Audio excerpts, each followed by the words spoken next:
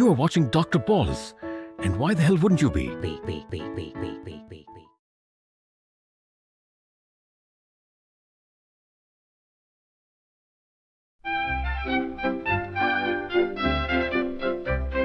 Smack It Off the Podcast is coming soon. Why would you assume something different? Smack It Off the Podcast is preparing now to tell you why your team is so horrendous.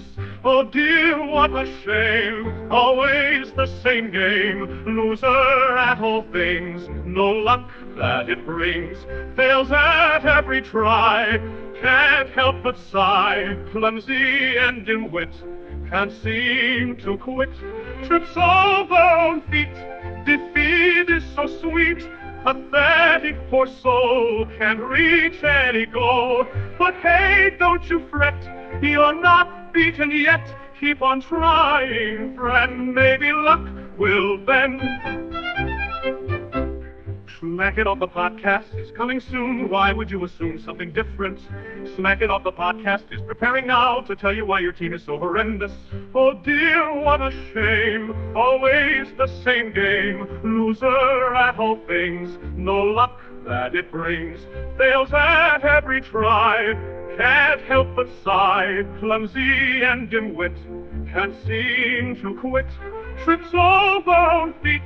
Defeat is so sweet, pathetic poor soul can't reach any goal. But hey, don't you fret, you're not beaten yet. Keep on trying, friend, maybe luck will bend.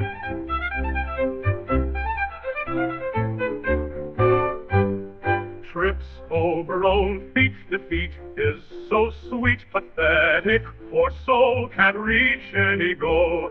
But hey, don't you fret, you're not beaten yet. Keep on trying, friend, maybe luck will bend. Trips over own feet, defeat is so sweet, pathetic poor soul can't reach any goal. But hey, don't you fret, you're not beaten yet. Keep on trying, friend, maybe luck will bend.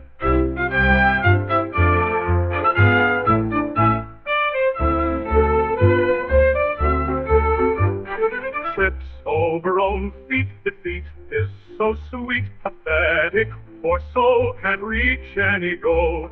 But hey, don't you fret, you're not beaten yet. Keep on trying, friend, maybe luck will bend.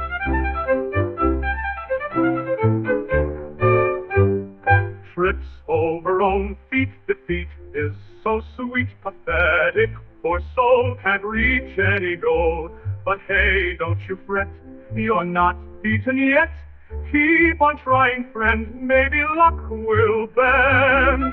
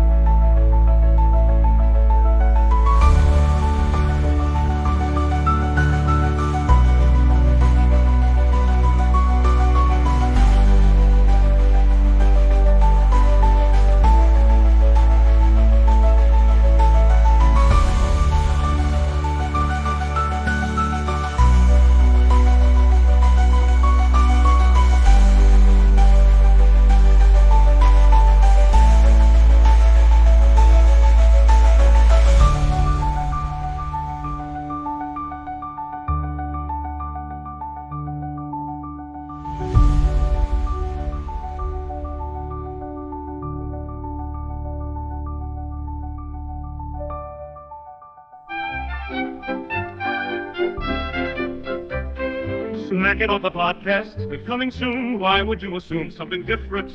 Smack It Off the Podcast is preparing now to tell you why your team is so horrendous. Oh dear, what a shame. Always the same game. Loser at all things. No luck that it brings. Fails at every try. Can't help but sigh. Clumsy and in wit. Can't seem to quit. Trips over on feet. Defeat is so sweet. Pathetic poor soul can't reach any goal. But hey, don't you fret. You're not beaten yet. Keep on trying, friend. Maybe luck will bend. Smack It Off the Podcast is coming soon. Why would you assume something different?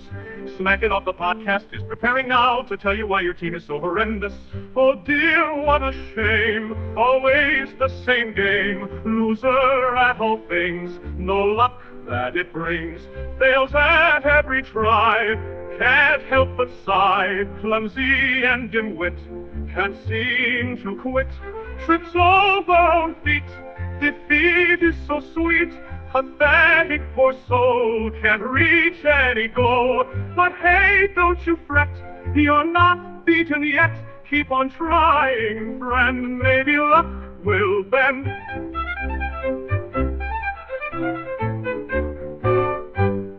Trips over own feet. Defeat is so sweet. Pathetic poor soul can't reach any goal. But hey, don't you fret. You're not beaten yet. Keep on trying, friend. Maybe luck will bend. Trips over own feet. Defeat is so sweet. Pathetic poor soul can't reach any goal. But hey, don't you fret. You're not beaten yet. Keep on trying, friend. Maybe luck will bend.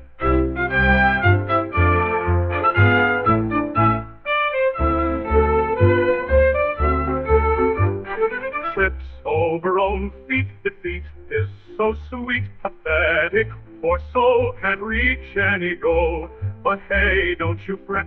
You're not beaten yet. Keep on trying, friend. Maybe luck will bend.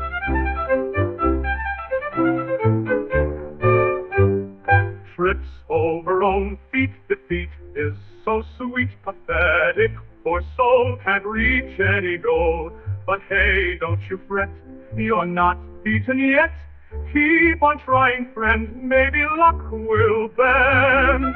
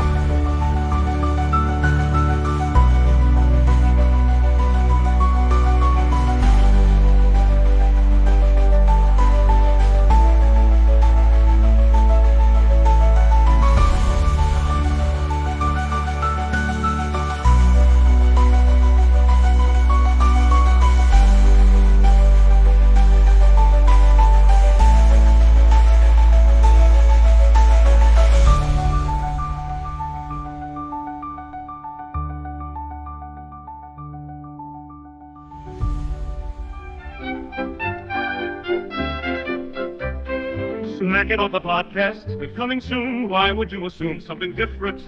Smack It Off the Podcast is preparing now to tell you why your team is so horrendous. Oh dear, what a shame. Always the same game. Loser at all things. No luck that it brings. Fails at every try. Can't help but sigh. Clumsy and in wit. Can't seem to quit. Trips over on feet. Defeat is so sweet. Pathetic poor soul can't reach any goal. But hey, don't you fret. You're not beaten yet. Keep on trying, friend. Maybe luck will bend. Smack It Off the podcast is coming soon. Why would you assume something different? Smack It Off the podcast is preparing now to tell you why your team is so horrendous. Oh dear, what a shame. Always the same game. Loser at all things. No luck that it brings. Fails at every try. Can't help but sigh. Clumsy and dim-wit. Can't seem to quit. Trips over on feet. Defeat is so sweet. Pathetic poor soul can't read. Dr. Balls is a presentation of Smacking Off the Podcast. Dr. Balls in the house. What's going on? The doctor knows who's going down. Dr. Balls will know.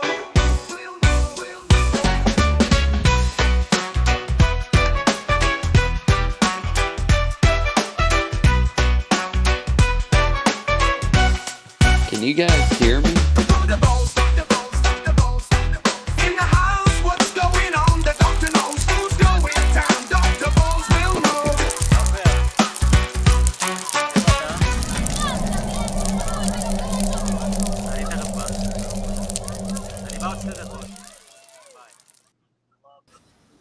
All right, everybody, welcome back to Smacking Off the Podcast. We're here tonight with our producer, Doug Phillips. We've got Dane Kelly, and we've got Nikki Mays, and I think Sean Devine's with us. And I don't know if Ed's going to be with us or not, guys. He said he was under the weather earlier. I don't know if y'all are you on here, Ed? No, Ed's not here.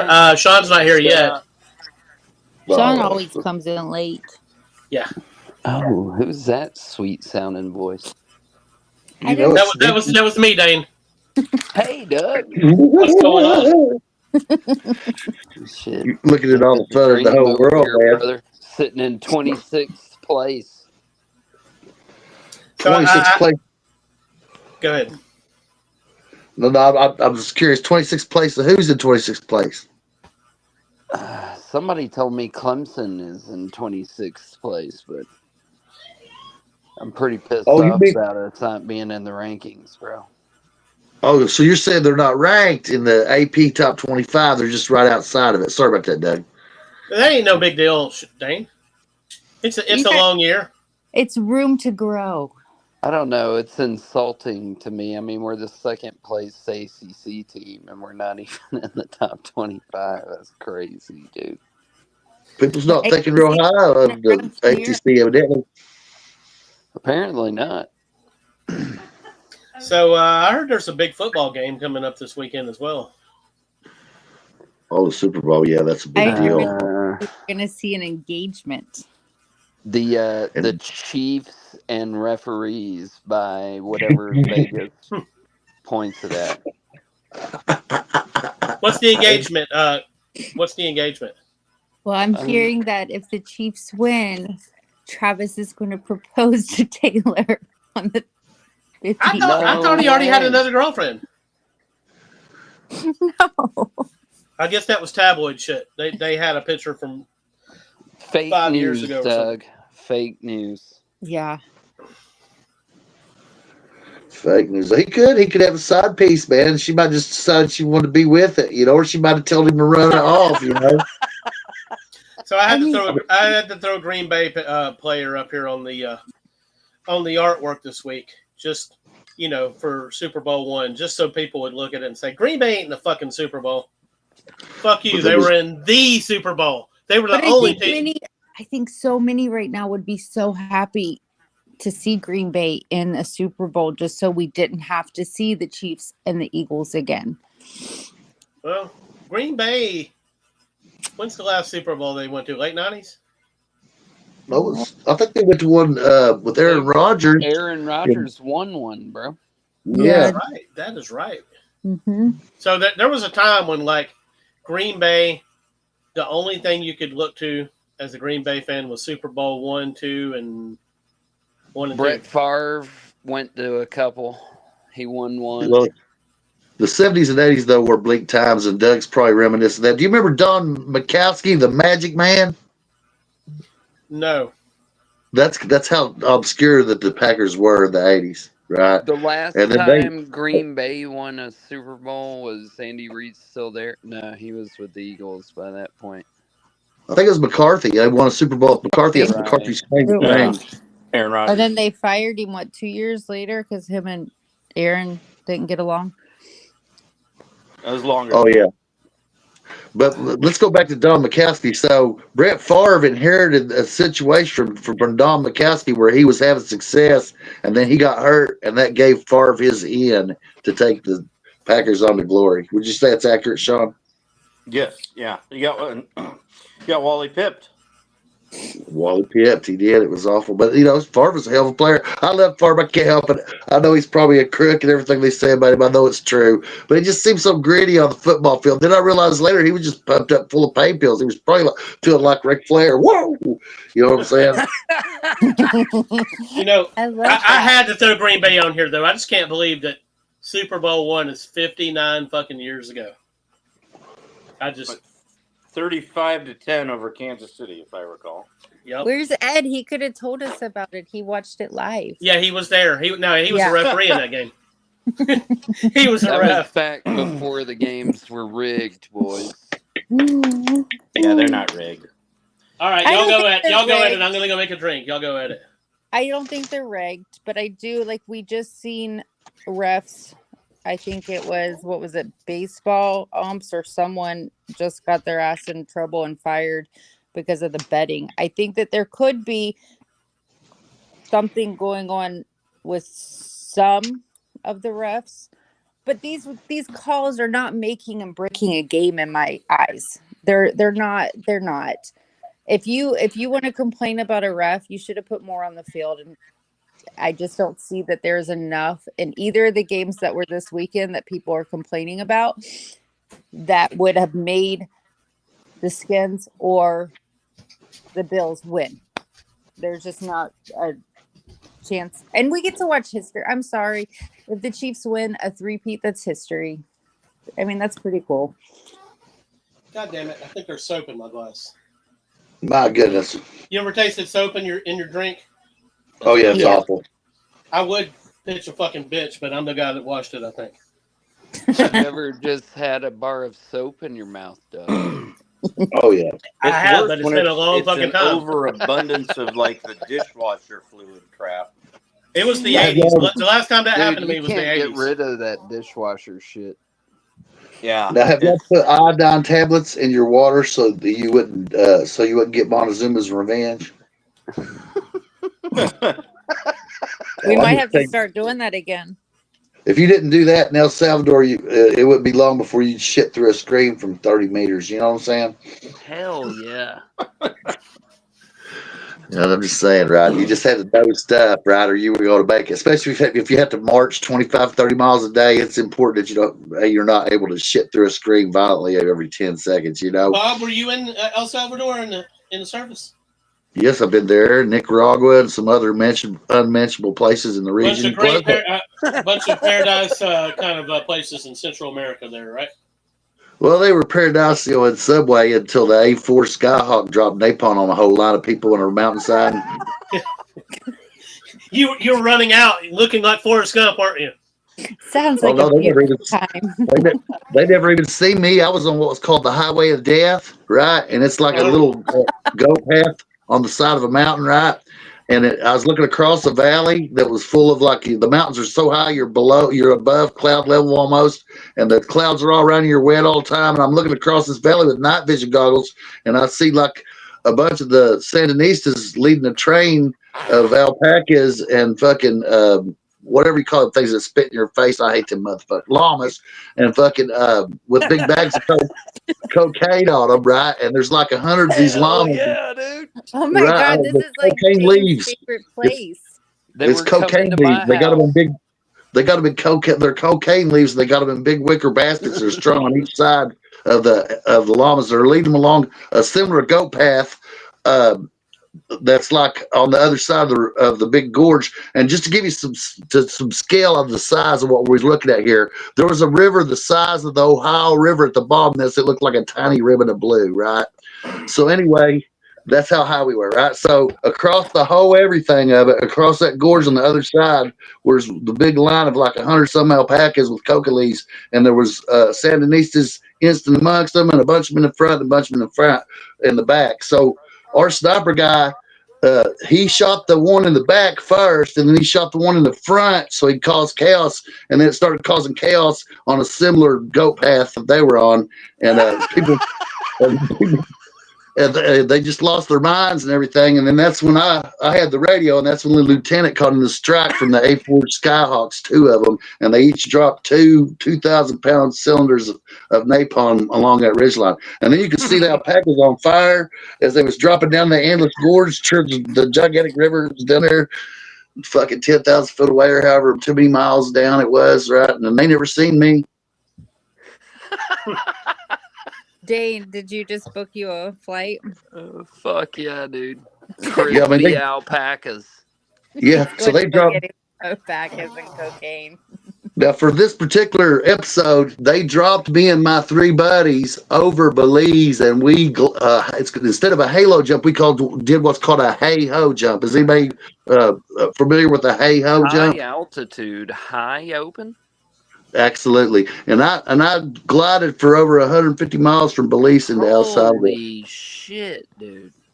Right, with my and we never lost contact with each other. It was all at night. Tell me this, Bob. How long does it take to glide 150 miles?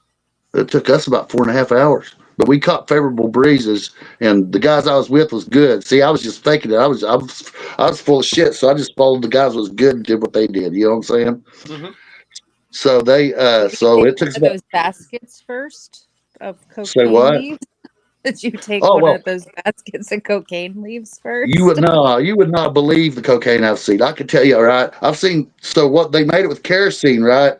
And we were shooting. A guy had an M203 grenade launcher that had like a white phosphorus grenade in it, right? Oh so we were shooting what?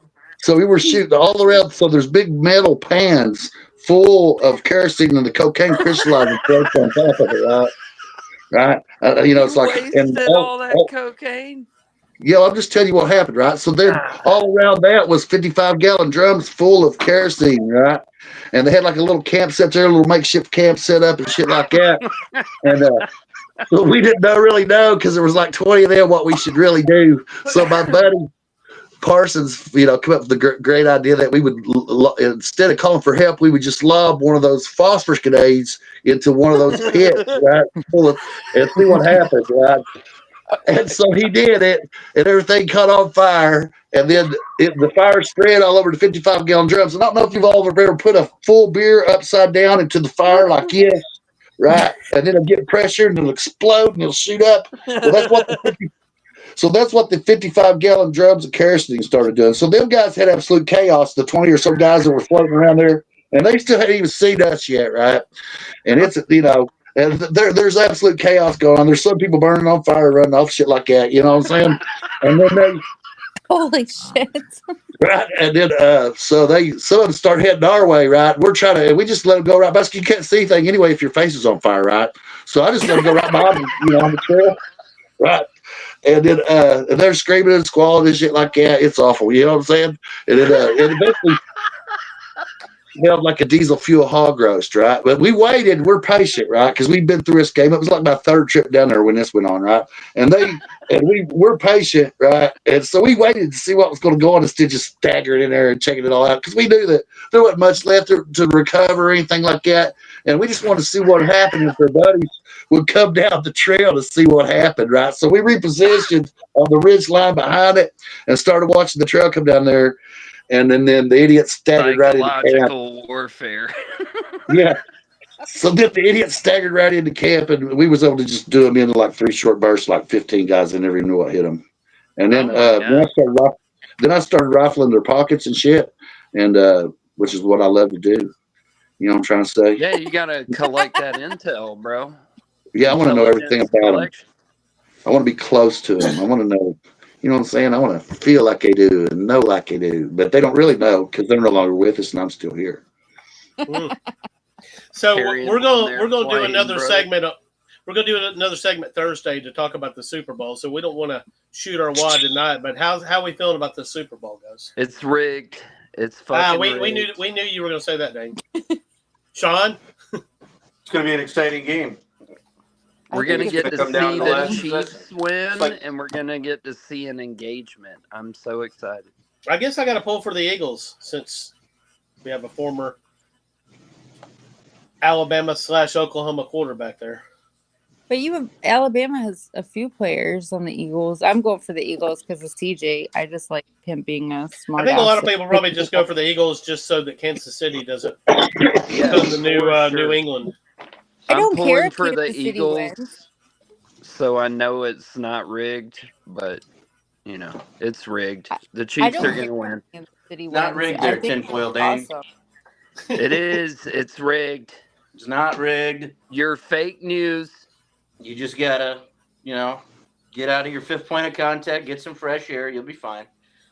But I'm I think it's fine be if the exciting. Chiefs take it. Like I think it would be awesome to watch a three-peat. Like make history. I mean, that's pretty freaking amazing. But I am going for the Eagles because of CJ.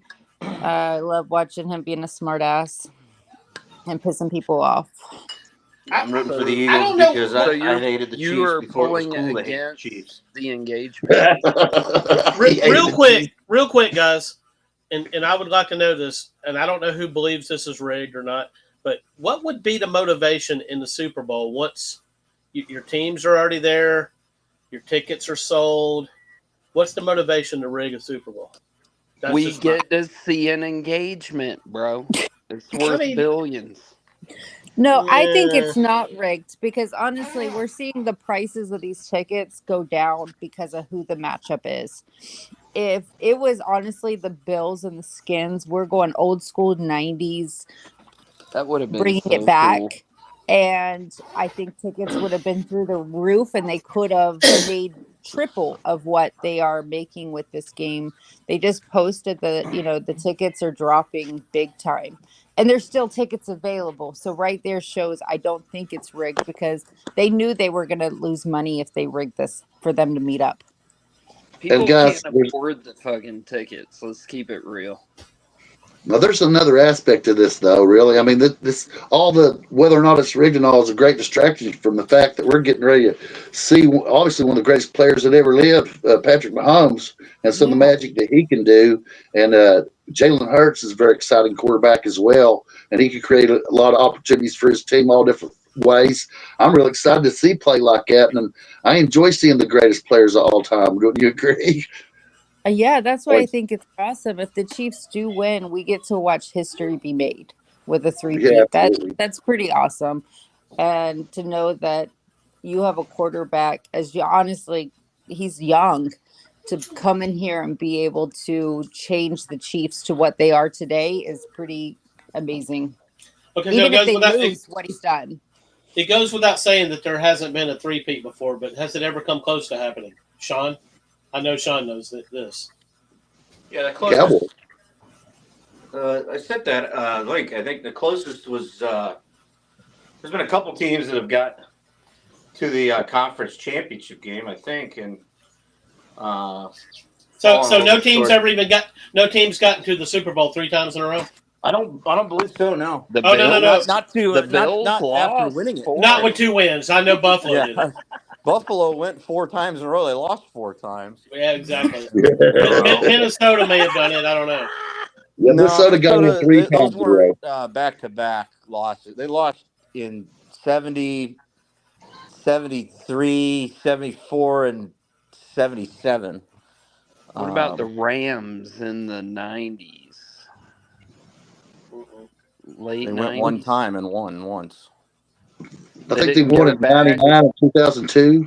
Oh, No. yeah, those. They won in 99. They went in 02 and lost on a last-second field goal to the Patriots. Yeah. Yeah. The Patriots won their 2. So the back-to-backs, if we go through them, the most, other than not counting the Chiefs, the most recent was the Patriots, and they lost in their attempt to the three-peat in the divisional round at Denver. Before that was the Broncos, the 2 Elway teams, and the year after Elway retired, they didn't even make the playoffs. They made it 3 that time. No, 2 Nope. in a row. Nope. Man. Before really that, never been the three. Cowboys won 2 in a row, and then they went to the NFC Championship game and got spanked by the 49ers. Before that, the 49ers were in the NFC Championship game and lost on a last-second field goal to the Giants. That team was probably the closest to three-peating. Had Roger Craig not fumbled that ball, the Niners win that game 13-12, and I think the Montana and Rice Niners probably beat Jim Kelly and the K Gun Bills. It would have been a hell of a game, more entertaining game than the kind of game that we got with the ground and pound Giants and Phil Simms and Otis Anderson. Before that, the Steelers went back to back to end the 70s, but by the time 80 rolled around, like a bunch of those great Steeler players retired.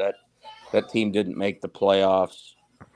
Earlier in the decade, the Steelers went back to back, but the Raiders finally broke through on them in the year they wanted to three-peat. They lost the AFC Championship game. Wasn't that 75 when the Raiders beat the one that? It was 76 season, and then the Super Bowl was in 77.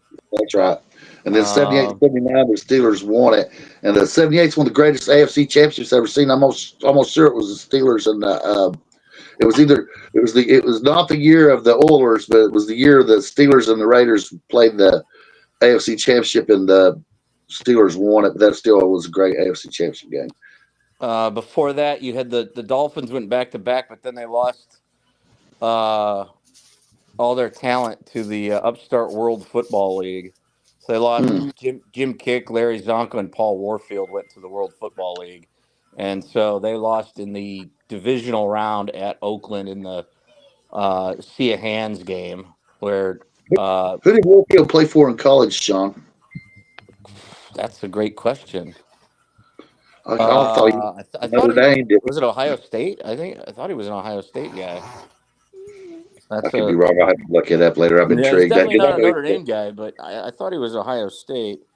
And then before that, you had the Packers in Super Bowl 1 and 2. But right after Super Bowl 2, Lombardi resigned as head coach, and a number of those guys aged out. So, that's. So well, and I guess the other you could because that's it. That's the list. Like no so matter if what, the Chiefs win, are they the greatest run and greatest team of all time? You have to put them up there in the discussion for sure to win 3 Super Bowls in a row. It's rigged. It's fucking rigged. That's right. We got to leave something to talk about on Friday, but for our fans, that's a preview. Don't you have some bunny ears to go fix? I think that what if they win or lose? Like them making it 3 in a row the way they have is pretty freaking amazing. You can't take anything rig from 3 Super Bowls in a row. That's just talent. You can if you're the NFL, brother. If it was rigged, the Cowboys would have at least made a Super Bowl since the Bill Clinton presidency. Because everybody hates them. No, that's wrong, Dane. Because fuck the Cowboys. Everybody might hate them, but a lot of people like them, and that would drive ratings and make the NFL more money. And what does the NFL like doing it would the bring most? so many ratings. Making money. Like watching them lose. Though. Making money. That's why they're gonna make money anyway. No, not. Doesn't matter, dude. As long as they're in the game, selling you're going to get more eyes than if they're not in the game. And the NFL's number one concern is making money. So it's just like Cleveland Super Bowl. Really wanted to rig it. They do it like the NBA and help the Cowboys like the NBA helps the Lakers. That's America's team. If you really wanted to have the worst ratings of all time in a Super Bowl, you'd have Cleveland versus Cincinnati. But that's not possible. I was about to say. AFC. But that's how that would Ohio in a Super Bowl. Yeah, that couldn't happen, but that would be hilarious. But I think I think people would tune in just so they'd see them actually, especially Cleveland. It be could have cool happened until the merger when the Commissioner Rozelle moved three original NFL teams over into the AFC. The Colts. Browns, Steelers, and Colts were originally in what is now the NFC, but originally, the NFL. And to balance the leagues out numbers wise, they moved those three over into the AFC. Hell yeah. So anyway, I know that the outside of those regions, that those aren't exactly like national brands, though, right? I mean, I can't think of it. What's another non-national brand in college in pro football that's basically suffered for years? Oh, Detroit. That's what you have. Atlanta, my guy. Yeah, a Detroit Cincinnati Super Bowl would be the worst ratings of all time. I don't know, because Detroit, everyone Yeah, is everybody would be people so would like excited that Detroit was in the game. That may not happen like that the first, if Detroit ever gets back in. Sorry, not back in, but in the first time. I would say, watch Detroit in there. if you're I trying think it to actually would be create crazy the- viewing. Those two teams get to meet up in a Super Bowl. I think it would be insane Yeah, viewing. if you're trying to Oh, I build like like the it, yeah. worst ratings possible Super Bowl, it'd probably be like Arizona against Jacksonville. Yeah. Oh, That would be Yeah. a poorly unless the teams were really really good. Which I don't think we're gonna see that for a while. Right. Yeah, like the benefit, like Cincinnati when they went just recently, one, obviously they've never won, so that helps that cause, and two, they had a supremely electric Joe Burrow, which everyone likes to watch Joe Burrow play quarterback against the Rams, who had Aaron Donald. So Yep. that was a great Super Bowl. yeah, I enjoyed that. It was a great Super Bowl. I was so happy that Cincinnati got in there, and obviously I love Burrow. I right, think he'll Philip? break through one of these years. Let's take a break, guys, and we'll come back and talk some college hoops.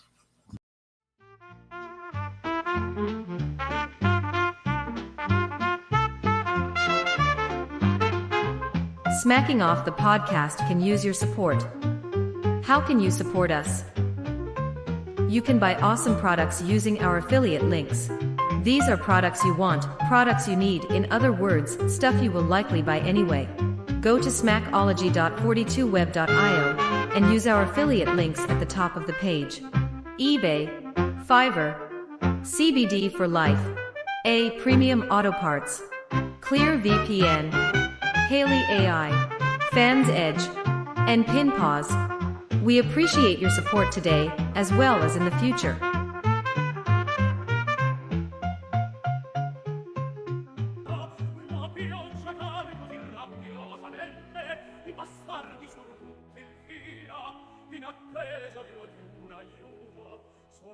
Smacking Off merch is available at our spread shop. Find awesome hoodies and t-shirts in all colors. Want it in your team color? Hit us up and tell us what you want, and we'll send you the web address for your custom shirt within 1 day. Go to smackology1.myspreadshop.com for awesome smacking off stuff.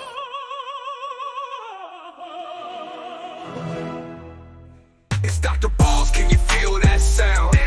In the house, got the party going down. Where you at? Better step on the scene. We drop a rhyme sharp like a damn machine. On the mic, I'm the remedy, no need for a doubt. You feeling low? Let me show you where we at. Get the vibe. I'm the one you can trust. When Dr. Balls drops, you can't help but thrust. On the mic, I'm the remedy, no need for a doubt. You feeling low? Let me show you where we at. Get the vibe. I'm the one you can trust. When Dr. Balls drops. Dr. Balls in the house. Where the fuck you at?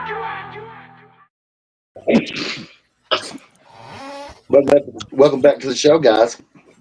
Let's Welcome talk some back. college basketball. Let's do it. Let me pull up the top. I don't have the top 25 on here, but I got the top 16. Bring up the top 26, bro. Can't do it, man. But hey, just so that everybody knows, Clemson is number 26, and they. I'm taking them Nothing like seriously. being in that category called others receiving votes. Exactly. Yeah. We're not in the top 25 because it's rigged. Oh shit! Yeah, that's. So, guys, Saturday was a huge day in college basketball. There's some great games that went on this evening as well. And for example, we had number 6 Florida at the time and number 4 Tennessee at the time play each other. Tennessee won that game 64-44. That was it was kind of shocking to me, Nikki. I thought Florida had a chance to win that game. What do you think happened there? I knew it was going to happen after we embarrassed them the beginning of the season. Them being number 1, we beat them by over 30. They were pissed off, embarrassed. They just came off another bad loss right before that. I knew it wasn't going to be pretty. Us being down a few players, it wasn't. It was ugly. At least, I mean, I feel like we redeemed ourselves tonight, just beating Vandy. I'm okay with that. Yeah, I agree with that. I think they rebounded nicely, unlike Kentucky, who lost to Arkansas, and Coach Calipari, who we ran out of town, and then and now they've lost again tonight. Though, Miss, that's 2 losses in a row. So, guys, I got to get this out there. So, Kentucky is a team hastily thrown together out of mid-major players, right? And they've done pretty well. And they've had signature wins. They've had more wins against top 15 teams than anybody. But the truth of it is, the early season ranking that put them about 24, I think, was accurate. And the guys have hit their ceiling. Plus, we've got our point guard, Butler, hurt. And Carr's back has been hurt, and he's been in and out of the lineup. Crease is hurt. And the guys we got out there, if they're not hitting the 3, Kentucky loses. So anybody out there that's a Kentucky fan like I am, right, and wants to be honest about themselves, UK's not going to win the national championship. I hope they make it past the second weekend. They live and die by the 3. They can't rebound and play defense. So anybody got any thoughts on that? I think Kentucky, once they get back to full strength, it's really, I don't even know how, it's kind of like football in Kentucky. It's been a hit and miss season. They are able to show up against these top 10 schools and have no issue. And then it's these lower tiered schools right now that they're having the issue with. But they are injured right now. They are having some problems on defense. But I don't think they're going to win a national championship. But I do think that they will get back. For them to be able to even play this well, throwing this team together as quick as they did, I give them props. Yeah, I agree with that, Nikki. And I'm not dogging on them. I just want people to be realistic about expectations because Cats fans, and we are a national brand, can get out of hand with their expectations. And like I said before the season, we wanted to change a coach. We wanted somebody young and that ran something up tempo and exciting, and we got that. And the real proof of whether or not Pope is the coach we want is going to come once his guys are in there, and he's had a full recruiting cycle at UK. And I think that there's no reason for panic. This is what you'd expect under these circumstances. And even if he wins the second round and goes, if he wins the second round and goes to the next weekend, that'll be more than Cal's done in 5 or 6 years. So I'm pleased with them. I just don't want people to get out of hand with expectations, so I'm laying it out there. Even losing to Cal, you guys are playing a lot better ball than Arkansas has been playing. I didn't think Kentucky had a chance. I really didn't win this game. I thought Cal was going to come in and do everything he could to make sure they won this game. Going back to where you built a program and you're getting booed, he knew what he was walking into, and he had these guys prepared. I don't think it's about talent. No, I think it was about talent. That Cal has a whole lot more talent. He just hadn't coached it well up to this point. But to his credit as a human being, Cal was a class act through and throughout the whole thing. They gave him a lot of media exposure, a lot of FaceTime, and he wasn't nothing but gracious. And cats off to Calipari for being a class act. That's what I got to say to him. And he probably saved Kentucky $300-some million, guys. Right? The fact that he went to Arkansas and took that offer instead of fighting for his buyout. Right? My hat goes off to Cal. No, you know I agree.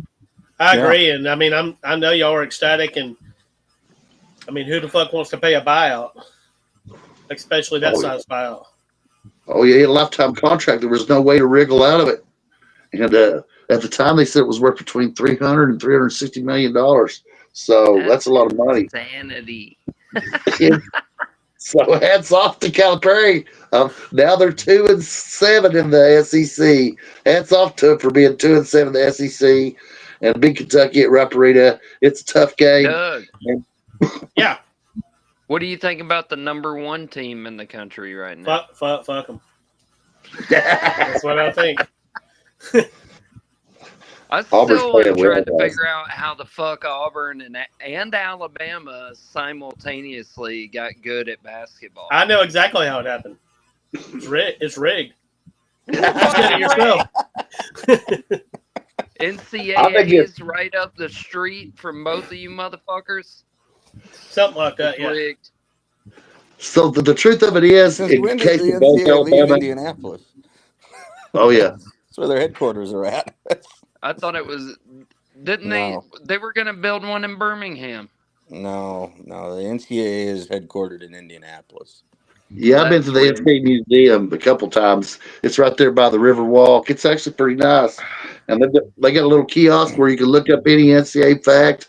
It'll even give you a little video if it's related. It's all right. That's all they do is now they never updated that video machine though, by the way. Yeah. But Still showing highlights from the 1987 Indiana Hoosiers team. yeah, every time, man, I get Steve Alford, no matter what I do. But let's go back to Auburn and Alabama and why they're successful, guys. And then Sean, Nikki, whoever, I'd like your all's take on this too. But here's my take on it, right? So those programs made the commitment to pay the right kind of coach the money it took. And then it also became legal to openly pay players. So they put those two things together where you can openly pay players and have an institution that's committed to winning and hired the right coaches and is willing to spend that money. And you've got Auburn and Alabama. And obviously Bruce Pearl can coach. And the coach at Alabama is a great coach. And I love the style at both places. And if you look, Auburn's even won without their key player, Bernie.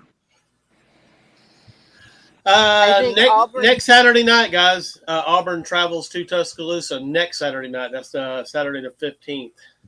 Coach, sorry, not night. That's at 3 p.m. Sorry, 3 p.m. Is Nate Oates for Alabama? Nate Oates. Yeah, Nate Oates. But anyway, the point is, they spent the money, they got the right guys in there, and they bought the right players. You know.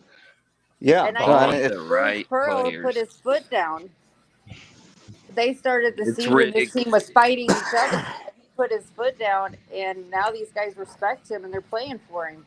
As soon as he turned that plane around in Houston, we seen a completely different culture, I could say. We're not reading about them fighting each other or having issues anymore. He put his foot down. He said no more, and now they're respecting him and they're playing for him. That and I think that has a lot to do with it. The mass baptism too. Hell That yeah! Praise God. The Holy Jesus for Spirit. Jesus, baby. They got the Holy Spirit involved now. Woo! Sky's the limit, baby. I agree with Bob. It's just to me, it's two different styles of ball they play. Alabama tries to be fast paced and they're going to take as many 3-point shots because that's analytically the smart play because 3 is more than 2, obviously, unless it's a very high percentage 2-point shot, a layup, or a slam dunk. Whereas Auburn plays a very physical, grindy style of basketball. It's not aesthetically pleasing. It kind of reminds you of those good teams that Tony Bennett had at Virginia, except kind of on steroids a little bit, because obviously Auburn has better athletes, better players than most of those Virginia teams had. But it's just not aesthetically pleasing basketball, having watched a number of Auburn's games. Is it successful? Absolutely. They play ferocious defense, but it's just not a brand of basketball that's really fun to watch. Particularly that Tennessee game, which Tennessee got hosed on that call badly when they called the guard for traveling when he was being pulled down by the Auburn defender. It's not traveling. He was being tackled. It's confirmed. It's rigged. So poor officiating across the conferences this year. enforcing, as much as we don't want to see free throws, when a foul is a foul, you got to call it. Even though for whatever reason they've tended to put their whistles in their pocket during the first half of games, and then in the second half it turns into a foul fest, and that's been in SEC, Big Ten, Big East, Big 12 game. So it's not just one conference; it's all conferences. There needs to be some sort of uniform standard of officials here, because it's like you're almost watching two different games at times. But I think the officiating for that Alabama Auburn game is going to go a long way in who wins that game. If it's if it's an Auburn pro officiating crew, then it's going to be a rough night for Alabama, because they look to get space and shoot the ball without a ton of harassment. And if it's a pro Alabama officiating crew, then when Auburn puts their hands on guys, they're going to get called for it. So, and Alabama's very good at capitalizing from the free throw line. So I'm excited for that game. We might even get 4 of them this year, and I think that would be great. Yeah, it's definitely not out of the question, is it? No, you could see them in the SEC tournament and then possibly the NCAA tournament. But we talked about this before the season, exactly what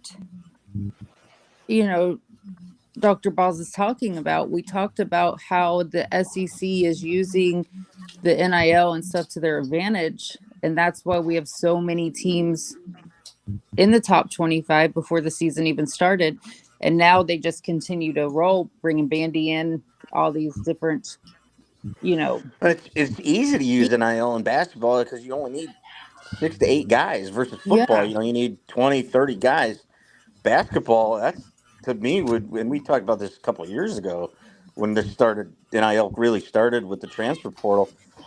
The big conferences are going to start to really ratchet up talent-wise, and we're seeing it obviously this year with the SEC. We saw it last year with the Big 12, but because it's you can use the money, but it's so much less money than you need for football. So it's not like you're paying these guys for more than 1 year. A lot of these guys are only going to be here a year, maybe 2 if you're lucky. The big players. Yeah. So it's a quick investment. Make your money back winning, and hopefully move on and do it again the next year. I feel like that's why the ACC is down. They're not using it the correct way. And the other thing it's doing is it's getting all these gyms in the SEC that years past, you wouldn't see a packed gym, and now just about everyone in the conference is packed. And that's great. It makes for, even whether you're there in the arena or you're at home watching on TV, it's more exciting to see a packed gymnasium versus, hey, look, there's nobody sitting in that one section, and you can hear everything versus it being loud and rowdy and fun. And so those are rowdy games, man. They've been rowdy games, and the rafters, they've been full to the rafters. I think that's really exciting. I think that bodes well for the groups, our groups, and the different sports groups online, and Smacking Off in particular, is that people are going to get interested in their teams because they see the possibility of real success. They're not sitting here looking at a team on top of the conference and they'll never have a shot, but every now and then, now in the SEC and the Big 12, the Big 10, sorry about the ACC there, Dane, but anyway, dude, that's not my conference. We're being held hostage. Dane's part of the Clemson FSU Brexit committee. Yes. Yeah, we're being held hostage by ESPN, man. It's fucked up. Even though the conferences they want to go to have both said they don't want them. Of course they say that. The Big Ten said that they weren't going to expand, and then they expanded twice. It's the grant of rights. And yet all of those schools had something that Clemson does not have. We're getting it. Don't worry about it. I was going to say, you guys aren't AAU yet. They're working. But I just excited that people are actually in the groups talking basketball right now, unlike most years we really don't see much until March Madness. But it has gotten exciting early on. Everyone is talking about it because it's actually fun right now to watch your team or even other teams play. It was silent for so many years until March Madness and people got excited. Oh, absolutely. Yep, You know, I mean, just in one, what was it? I think it was last year. Doug would know this because Doug's our master statistician, but it was either last year or the year before that I don't think Missouri won but one game in conference in hoops. That's true. And here they are this year. They're sitting in third right now in the conference. Yeah, And they're re-energized. And I'm definitely not the guy for that in basketball, but usually you keep us on our P's and Q's with the stats, Doug. That's I can definitely look it up. Compliment to you. And then Ole Miss is back in it, and that program's re-energized, looking good. And they're in the top 25. So yeah, the SEC has been just absolutely exciting, top to bottom. I mean, the only one that's really not is South Carolina. They don't have a conference win yet. But then on the other hand, they're trash. Then on the other hand, I think they have one of the top women's programs in the country. Oh, so it's yeah. not like their basketball arena isn't getting, usage because those Lady Gamecock games are packed to the gills. I mean, So- Georgia, South Carolina but is the women's they're basketball. packing out. Well, I think they're a football school too, right? Shut your mouth. So if Dane's Clemson hangs on to that 26th spot there, Sean, does that assure that definitely ensures them to get into the tournament, right? Oh, Clemson's in the tournament. Yeah, I mean they're sitting right now second in the ACC with one loss, and they had some good non-conference wins in November and December. So I would put they're 18-4 overall. They get to 20 wins. I would say right now they're a lock, a shoe-in. But once they get to 20 wins, I mean, it's just at that point it becomes the more they can get win-wise, the better the seeding will be. For them, it's really about where they get seeded and what region they're in versus making the tournament at this point. They're not close to being. They're in the tournament as we speak. I mean, what's the best team that y'all have ever seen? It's rigged. I'm just curious. Because it's rigged. Between you guys, Sean and Bob, and I don't know, maybe Dane. The best teams I've seen are 76, 75 or 76 Indiana. Mm-hmm. And no. What's the best team that did not make the tournament? Did not make the tournament? Wow, Yes. That's tough. That's a tough question. I know it's a tough question now with as many spots as there is, but the Jody Meeks Kentucky team that went to the NIT, the same Jody Meeks that scored 53 points in the game, and I think they were 18-13. This might have been in it was during the Billy Gillespie era, right? And I think they were like 18-13 and didn't make the tournament with the NIT. And I think that's the best team I've seen that didn't make the tournament. Was that a 2-team field? Well, no, this was relatively recently, like 2006 or 5. And that's why so what happens, Billy Gillespie, they didn't like him and they fired him. And that's when they got Cal in 2009. And he did turn things around rather quickly. Very quickly. But if you look at the stats of Cal and Tubby Smith, they're almost identical. Right. And really, I didn't really feel that they should have run Tubby Smith off, even though Tubby Smith was a great gum coach, but he had a hard time recruiting even out of Kentucky because he was a disciplinarian. But the ball line defense is some of the best basketball I've ever seen. It was boring. The specific team I'm talking about, so they were jinxed. One of the best teams Kentucky ever had, in my opinion, with McGlure, Tayshaun Prince, Keith Bogans, Gerald Fitch, and anyway, that was a great team under Tubby Smith. And Keith Bogans broke his ankle, and then had to guard Dwayne Wade to get to the Final Four, and then Marquette beat them. And that was the best Kentucky team, in my opinion, that didn't win the championship. That should have won the championship. If Keith Bogus had not been injured, all he had to do was do good enough, right? Against, because we had so many advantages everywhere else. So that was a great team that didn't win the championship. That probably should have. As far as probably the best team to not make the tournament, to me, it would be like the '89 St. John's team that ended up winning the NIT, and it had like Jason Williams and Malik Sealy on it. And the next year they ended up going to the tournament.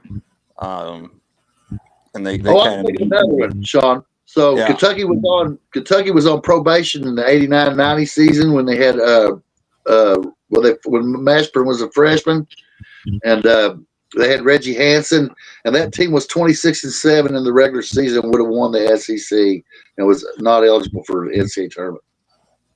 26, and they didn't go to the NIT either, right? Right. Right. Yeah. So yeah. Okay. So outside, yeah, if you're taking in teams that were on probation, then yeah, that Kentucky team would probably be it. But as far as not probation, then it would be that St. John's team that in that era when the Big East was really good. They were really good non-conference. Their overall record was 20-13. They were a bubble team. They didn't make the NCAA. They went to the NIT and they blitzed through the NIT.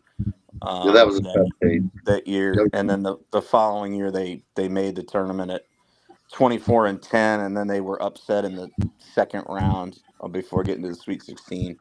That was one of Lou Carnesecca's really good teams there. That just they were snake bit a couple of times. So before it went to before it went to 64, it was 32, right? Well, it was 48, right? It was 48 up through the early to mid 80s, and they but it was 48 for a long time. And when it was 48, you almost had to win your conference tournament, or you win your conference outright in the regular season. So it was a whole lot tougher to get into the tournament. And so the runs of UCLA and that was 32 teams then, but the runs of UCLA and Indiana you can't diminish how great those teams were, right? And and if you go to like 77 Marquette, 78 Kentucky, I mean, those are all-time great teams in a tournament that had a whole lot less teams in it, and a whole lot more premium teams. But it's interesting to me that they keep expanding it, but I think it's right now. I mean, you got the play-in games, and then you end up with a 64-team tournament once you've had the play-ins. I don't think they should expand anymore. There's enough teams in the NCAA tournament, and the who's in and who's out and all the controversy of it is just part of the game, like old school college football. And I don't want them to expand the tournament. I agree with that. Balls, absolutely. And to answer your question, Doug, it was 1985 is when it went to the 64 teams. And then 2006, 2007 when they started the play-in games. So it's really 68 teams, but then you have those elimination games. Yeah, you got 2 play-in games in Dayton. No, you have 4. You have 2 on Tuesday and 2 on Wednesday. Oh yeah, you're right. But they're all in Dayton. But as far as the best team I can think of, and I don't have quite Bob's history of going all that far back, but for me, probably that UNLV team that just ripped through everybody that year. They won the national championship, but for having a strangely bad night in Minneapolis, they probably should have repeated. Hats off to Coach K and Duke and them for figuring out how to stop them, but I think it was more UNLV stopped themselves. That was the 90-91 season, right? Correct. Yeah. And then I still remember that. That team was just absolutely loaded with Greg Anthony and Stacey Ogman and Larry Johnson. Kudos to Duke for somehow winning that game, but they were unbeaten going into that game. UNLV was, and they picked the worst night of the year to have their worst night of the year. Now imagine if the same effort if Coach Tarkanian was magically transported to the NIL era, right? And at the peak of his powers and his ability to recruit, it would have transformed the game for like Miami did in the 80s, because of the fact that they could have just rolled and rolled and rolled and rolled. The fact that he had to buy them players under the table, right, to get them. Yeah, that was a real inconvenience for him, wasn't it? Oh yeah. Now there was a Alabama team around that time that I thought should have been at least in the Final Four and didn't make it. That was the team with Hollywood Robinson, a bunch of other. What's the one? Big Shot Bob. Anyway, the whole roster was loaded. I thought they should have went Sprewell. It come to me sooner or later, but that team lost in the tournament to Loyola Marymount. Yeah, Loyola Marymount was hot in them days. They had Gathers, Hank Gathers. He was an incredible player too. A lot of people forget about him. He was an amazing athlete. He was in the league athletically, in my opinion, of people like Clyde Drexler, Dr. J. In my opinion. The crazy thing about it was that UNLV and Duke played in the national championship game in '90, and UNLV beat them by 30 that year, and it's basically the same rosters the next year, and they lose, and it's that goes down as one of the most mind-boggling. It's almost losses. like it was rigged or something. Yeah, the college basketball is strange though to win. I know. I tell you, you might be right, Dane. Clemson goes into Bama last year and wins that game, and then they lose with a trip to go to the Final Four later in the season. Did Clemson throw that one? You think? You think they threw it? No. No, but they just lost. Clemson's gonna win the Natty in football this coming season. Not really. I'm going to be here for y'all to tell me how rigged it is. You won't need to, because Clemson won't be sniffing a college football national championship. Despite Dabo dipping his toes in the waters that is NIL and transfer portal. We're in there, baby. Cade Klubnik. What'd you get, 6 guys? Look at you. Cade Klubnik. It ain't about the guys we got. It's about the guys we already had, brother. We're stacked up. We've been developing. We've been baptizing. We're y'all baptizing too? I didn't know that. Hell yeah, dude. Dabo started that shit. Prayers were answered with a last-second field goal to beat SMU in their first year in the conference. Dude, we were beating them by like 4 touchdowns. I don't want. And then they came back. Beating. Well, then Dabo did Dabo. You know, he doesn't like to embarrass people. He takes his foot off the gas. We do that. It's the wholesome man of God in him. We're trying to work on that. He just didn't pray hard enough when he went down to Austin, huh? Dude, Texas was the best team that we played all year, man. You guys forgot how to play call there at the goal line, right? Texas was the best team we played all year, man. I mean, that's because y'all didn't play Ohio State. Right up the gut. Notre Dame. That wasn't very smart. Is there any final thoughts, guys? It's rigged. Yeah, I mean, we're in the heat of it here. February is the month where seasons either you make the season or you break the season. Particularly for those teams, for those of us that really follow college basketball, if you're in that 55 to 85 range, particularly in KenPom's rankings are probably the most accurate. A win here versus a loss there will get you into the tournament or get you out of the tournament. I just want to know, what do we got to do to get fucking Tennessee off this goddamn list? That's a good team, as much as you don't like them, Doug. God damn it. Well, yeah, but they got to go. I mean, who do they got to play? Shit. They're not a good team. They suck. Well, they've got some weaknesses, but they've got a great point guard. They can cover up a lot of weaknesses. Ziegler and Meshack are very good players. Very good players.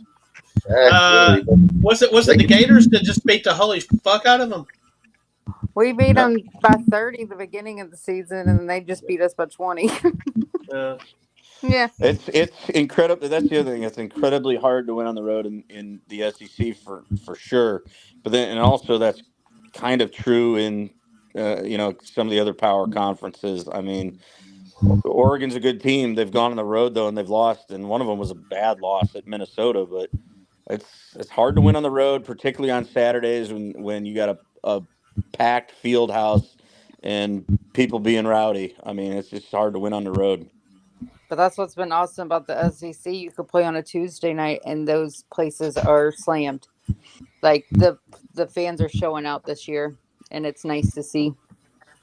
Creighton's charmed. It's great. Creighton's charmed. I believe it now. When you make a shot off the backboard to win the game that you should have never took, right? Then they're charmed. So they're going to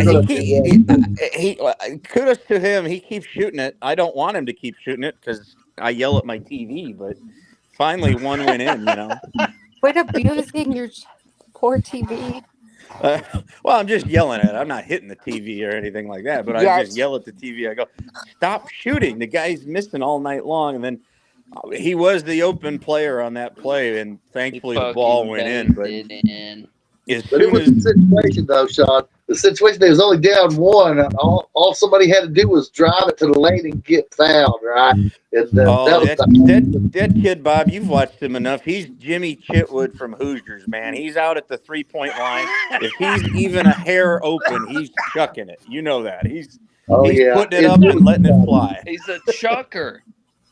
It was exciting, man. I got to say, it was exciting. So they're charmed. As long as that goes on, they're going to do real well.